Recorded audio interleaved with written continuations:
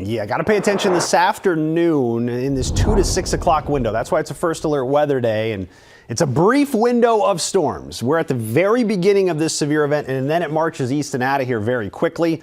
Strong winds are going to be the main threat. Brief tornado possible with some hail as well. 77, that's what we'll surge to for the high, and that'll be the energy we need for these storms. Notice how the risk is greater east.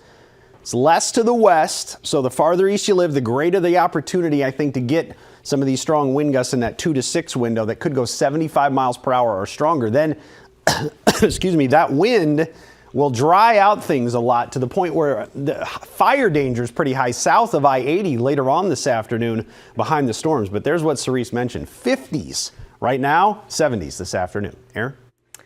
Some breaking news we've been following before you go. One person is dead, another person hurt after a shooting at an apartment complex in Bellevue. Police say the situation started around 10:30 last night. So far, no word about any charges. More top stories you need to know before you go this morning. Offutt Air Force Base is set to mark a huge milestone in the base's recovery from the 2019 floods. This morning, the base will be opening one of 8 new campuses. There will be a ceremony at 8 o'clock this morning to celebrate. The state is proposing to get rid of funding for a UNMC Center for Reducing Health Disparities. The center provides resources to organizations like Together Inc., who provide free health care. North Omaha's Community Care Council could also be impacted.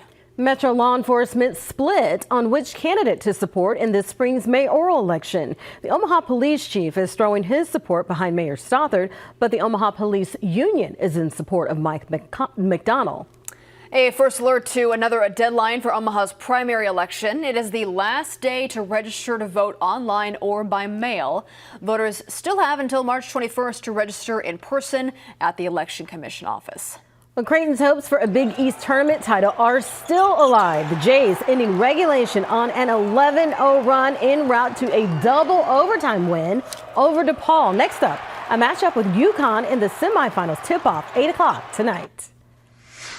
And finally, we wrap up First Alert 6 with a look at what's going on in the Metro this weekend. UNO hockey takes on North Dakota in the NC8C tournament. Matches start at 7 p.m. Friday and Saturday at Baxter Arena.